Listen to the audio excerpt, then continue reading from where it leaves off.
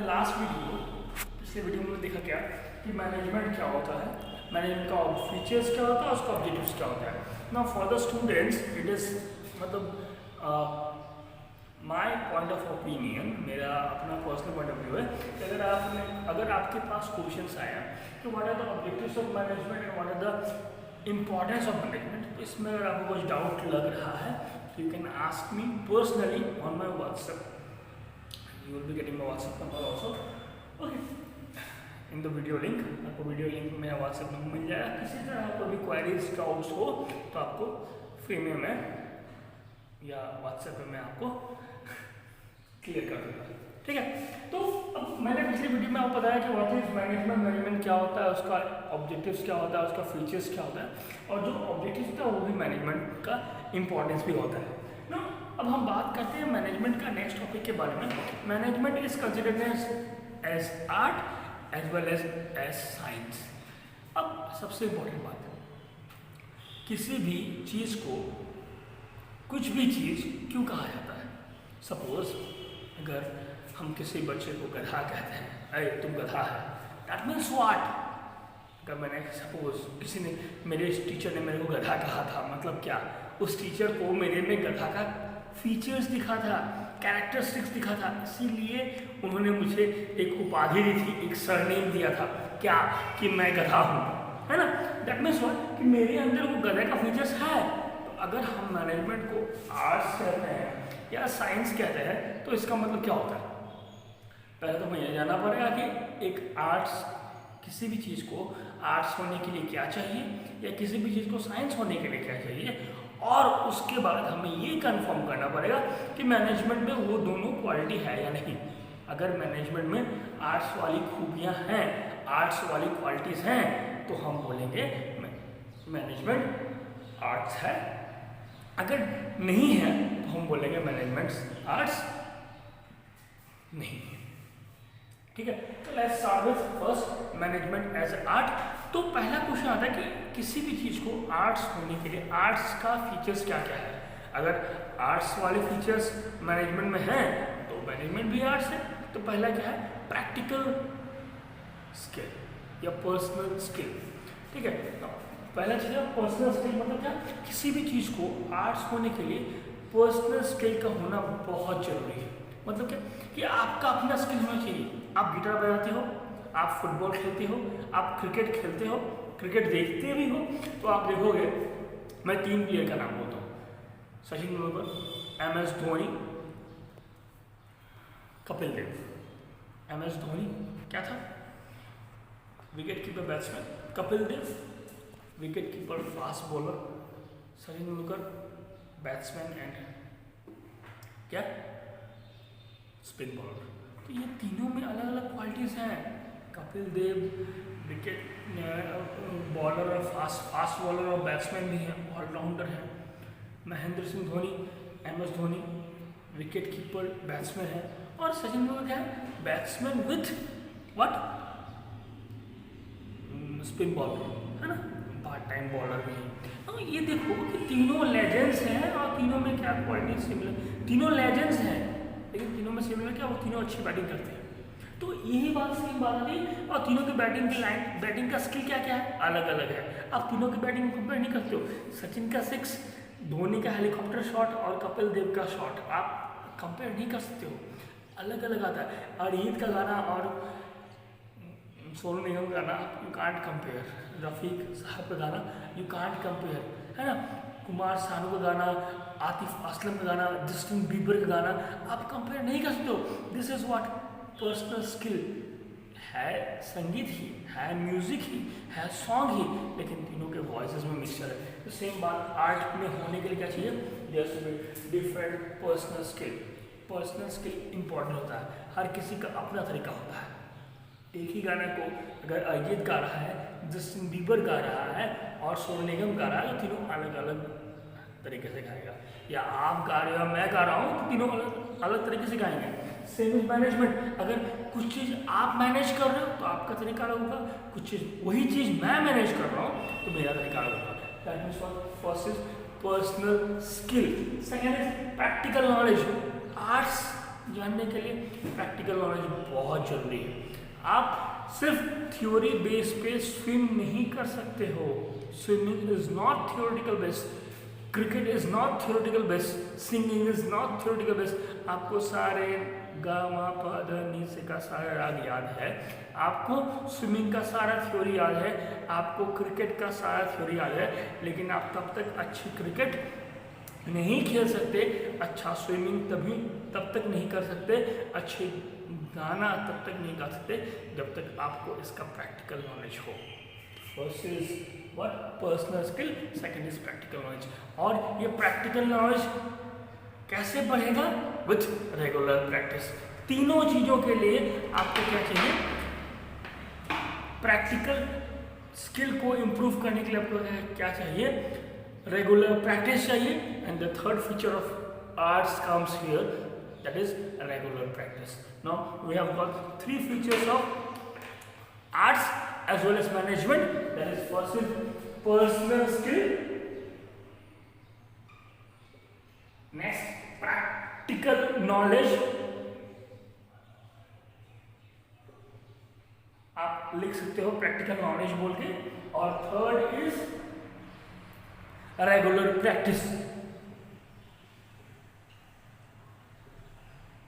ठीक है, तो आपको 3 पॉइंट्स मिल चुका है आर्ट्स का, और ये तीनों फीचर्स सिंस मैनेजमेंट में मौजूद है, मैनेजमेंट में है, इसलिए हम कहते हैं क्या? Management is also considered as arts, it's a full profession arts. ठीक है, तो management is arts. Next coming to science. ठीक है, हम नेक्स्ट बात करते हैं साइंस के बारे में। तो पहला बात है साइंस, किसी भी चीज़ को साइंस वाले क्या चाहिए? उसका यूनिवर्सल एप्लीकेशन चाहिए। मतलब क्या? वो पूरा विश्व भर में सेम एप्लीकेशन किया हो, पूरा विश्व भर में अप्लाई किया जा सके। That is not as universal application. मतलब क्या? आप यहाँ हो, चाइना में हो, अमेरिका में हो, फॉरेन में हो, जापान में हो, कहीं भी हो, आपका एप्लीकेशन किया जाना चाहिए। Now second point is what? Cause and effect. अगर आपने किया है तो उसका रिजल्ट मिलना चाहिए। And the third is that the principles should be based on test and experiment. उसके जो भी प्रिंसिपल्स डिराइव हुए हैं वो टेस्ट और एक्सपेरिमेंट पर डिराइव हुए हैं। ये 3 बातें मिनिमम होनी चाहिए। तो पहली बात करते हैं क्या यूनिवर्सल एप्लीकेशन की। क्या मैनेजमेंट यूनिवर्सल एप्लीकेशन है? जैसे साइंस, आप साइंस को अपने घर में यूज़ करते हो और एक अमेरिका वाला अपने घर में यूज़ करता है।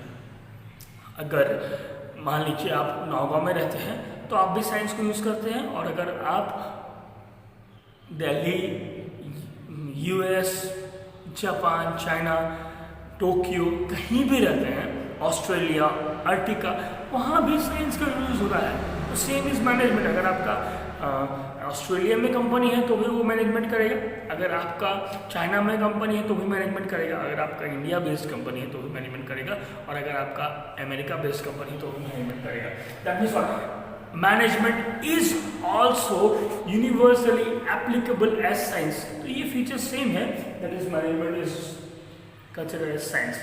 Now next point is what? It's a systematic body of knowledge. Suppose आपको इंजीनियर बनना है तो आपने क्या करना है? सर मैं अगर बीएससी या बीकॉम या आपका वीडियो देख रहा हूँ, एचएस सेकेंड ईयर का स्टूडेंट, एचएस में कॉमर्स लिया हूँ तो मैं भी इंजीनियर बन सकता हूँ।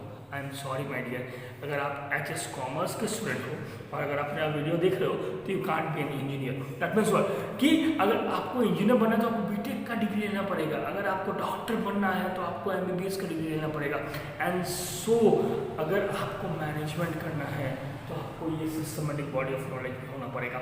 Here it is condition applied कि अगर आपके पास अगर मैनेजमेंट का नॉलेज नहीं भी है तो भी आप बढ़िया मैनेजमेंट कर सकते हो विथ योर पर्सनल स्किल। अगर आपके पास पर्सनल स्किल है तो कैसे? फॉर एग्जाम्पल धीरू भाई अंबानी जब उन्होंने अपना बिजनेस स्टार्ट किया उस समय मैनेजमेंट टर्म का कोई वैल्यू नहीं था इंडिया में, और उन्होंने बहुत बड़ा बिजनेस स्टैब्लिश किया। उनकी क्वालिफिकेशन कोई, उन्होंने मैनेजमेंट में बैचलर डिग्री या मास्टर डिग्री नहीं की थी, लेकिन उन्होंने आज के दिन में बहुत बड़ा बिजनेस स्टैब्लिश किया। Same is with Tata. Company Jamsetji Tata, जब इंडिया इंडिपेंडेंस नहीं हुआ था तब से उनका नाम गाया जा रहा है, तब से उनका नाम सुना जा रहा है। उन्होंने कोई मैनेजमेंट का कोर्स नहीं किया था, लेकिन आज के दिन में Tata is number 1 company of our country. How is it possible? That means what? It is considered as science. तो this point is not totally valid. You can't write this point if you have to write that management is considered as science. ये point आप मत लिखना, हम second point की बात करेंगे। लेकिन हाँ, अगर आपको कभी क्वेश्चन आ जाए कि management is a partially science, you can write this point that it is systematic body of knowledge. That means what? इसके लिए आपको कुछ बातें पढ़नी पड़ती है, और जो लोग नहीं पढ़ते वो भी मैनेजमेंट कर सकते हैं। So now third is principle is based on test and experiment. It's quite clear here. क्या कि मैनेजमेंट, अगर आपको मैनेजमेंट करना है तो आपको बहुत सारे टेस्ट लेने पड़ेंगे, बहुत सारे एक्सपेरिमेंट करने पड़ेंगे। टेस्ट लेना मतलब मैं बोल रहा हूँ किस सेंस में कि आपको अपने वर्कर्स के ऊपर टेस्ट करने पड़ेंगे, आपको अपने ऑर्गेनाइजेशन के वर्कर्स के ऊपर, ऑर्गेनाइजेशन के एम्प्लॉयज़ के ऊपर बहुत सारे एक्सपेरिमेंट करने पड़ेंगे, जिसमें कि ये प्रूव हो कि आप जो प्रिंसिपल्स यूज़ कर रहे हो उसका रिजल्ट हर बार सेम आ रहा है।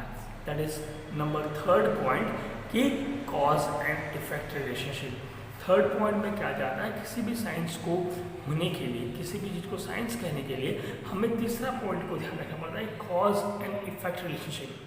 मतलब क्या होता है इसका? कॉज एंड इफेक्ट रिलेशनशिप मतलब क्या?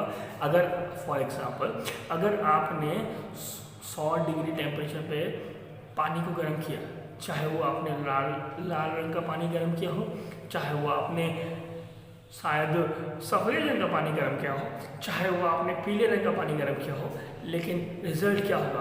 पानी उबलना शुरू हो जाता है। दैट इज व्हाट कि वाटर स्टार्ट्स बॉइलिंग, पानी बॉयल करना शुरू होता है।